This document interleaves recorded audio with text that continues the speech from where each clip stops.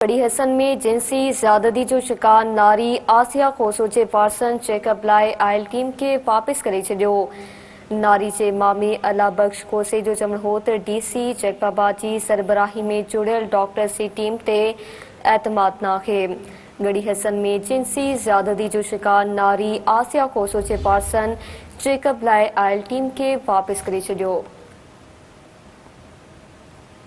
नारी जे मामे अला बख्श खोसे जो चवणु हो त डीसी जैकबाबा जी सरबराही में जुड़ियल डॉक्टर्स जी टीम ते एतमाद नाहे।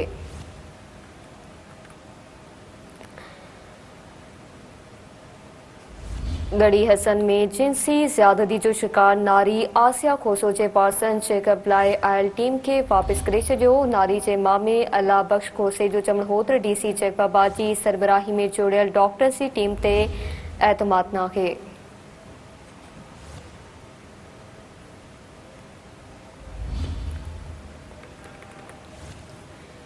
गड़ी हसन में जिनसी ज्यादती जो शिकार नारी आसिया खोसो जे पार्सन चेकअप लाइ आयल टीम के वापस करे छॾियो। नारी जे मामे अला बख्श खोसे जो चवणु हो त डीसी जैकबाबा जी सरबराही में जुड़ियल डॉक्टर्स जी टीम ते एतमाद नाहे। गड़ी हसन में जिनसी ज्यादती जो शिकार नारी आसिया खोसो जे पार्सन चेकअप लाइ आयल टीम के वापस करे छॾियो। नारी जे मामे अला बख्श खोसे जो चवणु हो त डीसी जैकबाबा जी सरबराही में जुड़ियल डॉक्टर्स जी टीम ते एतमाद नाहे। तफ़सील मालकुंदासी Sindh TV news reporter Mohammad Hasan Khoso Khan. जी मोहम्मद हसन आगाह कजो।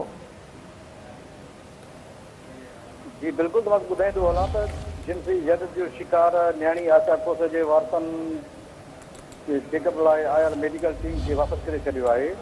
गड़ी हसन वेझो ॻोठ अला खोसो में ज्यादती जो शिकार बणियल नारी आसिया खोसे जी मेडिकल चेकअप लाइ डीसी जैकबाबा जी अॻुवाणी में जुड़ियल टीम जेको डॉक्टरनि जो टीम जेको नारी जे घर पहुती ऐं नारी ऐं वारसनि चेकअप लाइ आयल डॉक्टरनि जी टीम खे जेको आहे वापसि करे छॾियो आहे। हिन इहो चयो आहे त असांजो डीसी जैकबाबा जे अॻुवाणी में जुड़ियल डॉक्टरनि जी मेडिकल टीम ते एतमाद को वेंदा आहे ऐं हिननि मुतालबो कयो आहे त इफ़ आहे डॉक्टरनि जी मेडिकल टीम विहारी वञे जेका अणधरी जांच करे ऐं जुड़ियल मेडिकल टीम ते जेको त असांखे जो को बि एतमाद कोन्हे। ठीकु आहे, महिरबानी अवां जी तफ़सील ॾियण लाइ।